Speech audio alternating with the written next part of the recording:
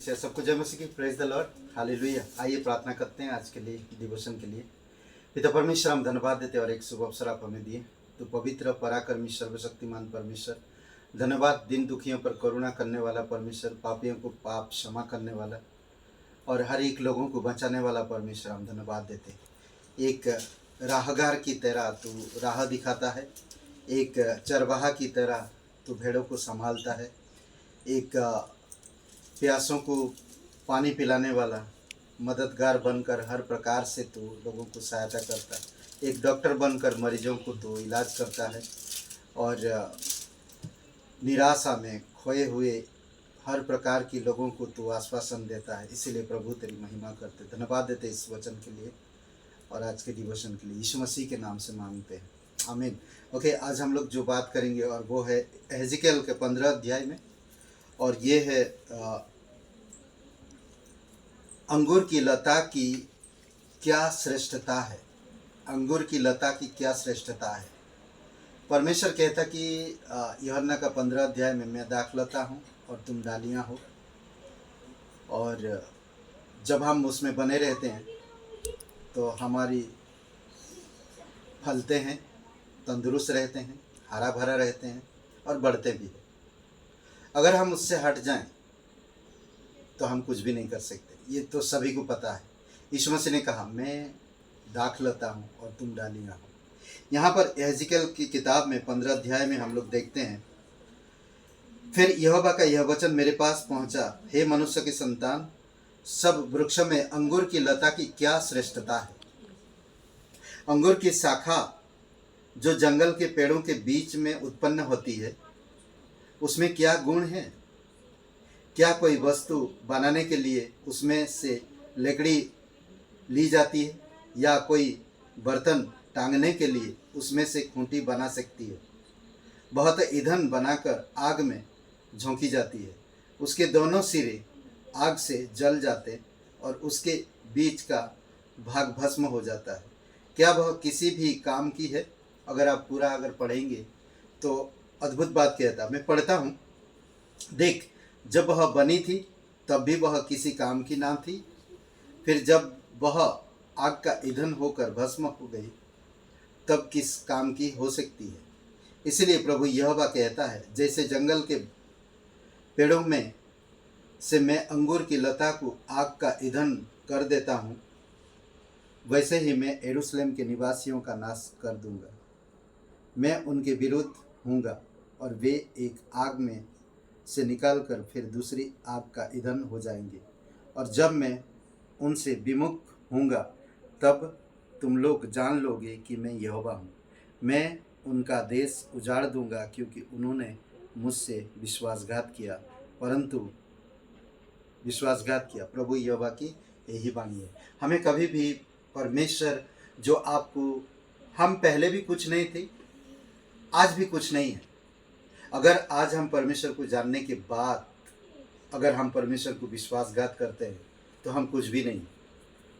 तो इसलिए ज़रूरी है कि हम परमेश्वर को जानें और उसकी आज्ञा का पालन करें, उसके सिद्धांतों में और उसकी महान आज्ञा में, उसकी प्रेम में, उसकी पवित्र आत्मा की फलों में, उसकी स्वभाव और चरित्र में हम बढ़ें।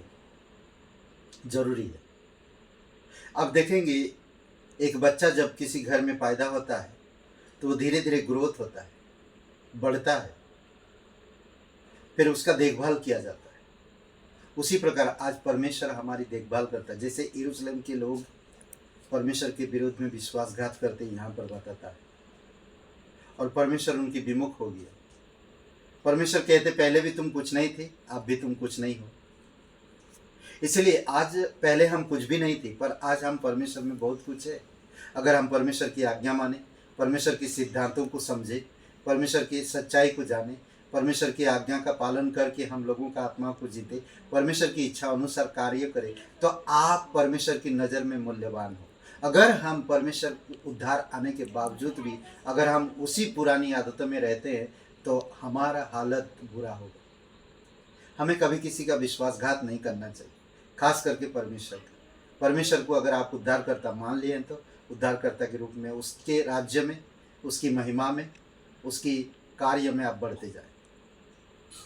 इजराइल लोग आप देखेंगे, यरूशलेम के लोग जो परमेश्वर ने बोलते ना कि मैं उनको एक मुर्गी की समान, मुर्गी के बच्चों के समान मैंने उनको संभाला, मैं उनको उठाया।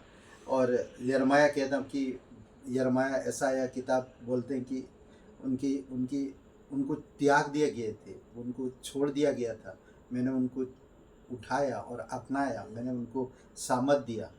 और यहाँ पर कहता है एक बातें, देखिए अंगूर की लता की कोई काम आएगा, अंगूर की लता का उदाहरण देता है, कोई काम आएगा, सिर्फ उसका फल खाने के लिए मीठा होता है, पर उसकी जो लकड़ी है कुछ काम का नहीं है, ना तो खूंटी टांगी जा सकती। कहता है क्या कोई उसमें गुण है, उनमें क्या गुण है? क्या कोई वस्तु बनाने के लिए उसमें से लकड़ी ली जाती है, या कोई बर्तन टांगने के लिए उसमें से खूंटी बन सकती है? खूंटी भी नहीं बन सकती, और ना कोई बर्तन टांगा जा सकता है, कुछ काम का नहीं है। परमेश्वर कहता है कि वो कुछ काम का नहीं। इसलिए हमें परमेश्वर की सच्चाई, परमेश्वर हमारे पापों को माफ़ किया, हमें प्रेम दिया और हमें नया जीवन दिया। हमें इस नया जीवन को परमेश्वर की राज्य के लिए इस्तेमाल होने के लिए दे देना चाहिए। प्रेरितों के काम की किताब में आप देखेंगे कई सारे लोग, चेलों को जब यीशु मसीह बुलाया, कैसे थे वो लोग? कुछ काम के नहीं थे, परंतु परमेश्वर ने उनको ब्लेसिंग किया, बुलाया, उनकी पाप क्षमा किया, उन्हें नया जीवन दिया, उनको बताया कि वो कैसा है। जंगल के बीच में वो पेड़ उगता है। आज हम हो सकता इस संसार के बीच में, हम जंगल के बीच में हैं, कई बार हम पाप करते परमेश्वर की आज्ञा को, कई बार हम परमेश्वर के प्रेम को नहीं समझ पाते, कई बार हम परमेश्वर के अनुग्रह को नहीं समझ पाते, कई बार हम परमेश्वर की स्वभाव ले सकते हैं पर हम लेते नहीं हैं, कई बार हम अपनी तरीक़ा से जीवन जीते हैं। तो इसलिए परमेश्वर कहता है ना तो पहले कुछ था ना अब कुछ है, पर जो कुछ भी है परमेश्वर है। इसलिए ज़रूरी है कि हम परमेश्वर में बढ़ना चाहिए, परमेश्वर की प्रेम में, परमेश्वर की अनुग्रह में और परमेश्वर की दया में। हमें कुछ काम आना चाहिए परमेश्वर के घर के लिए, परमेश्वर की राज्य के लिए, कुछ काम आए, कुछ काम आए, कुछ गुण आप में दिखना चाहिए, कुछ गुण। आमीन। आइए प्रार्थना करते। पिता परमेश्वर, हम धन्यवाद देते, आपकी स्तुति महिमा करते। जीवित और पराक्रमी परमेश्वर, प्रत्येक भाई बहनों को अभिषेक करो, उनके अंदर प्रभु यीशु मसीह योग्य बनाओ। और प्रभु जो कोई भी अगर पाप करते, गुनाह करते, तो आप माफ़ करो और तेरे प्रेम में बढ़ने में मदद करो। धन्यवाद देते यीशु मसीह के नाम से मांगते, आमीन। हे ब्रदर एंड सिस्टर, सबको जय मसीह की। Praise the Lord, hallelujah.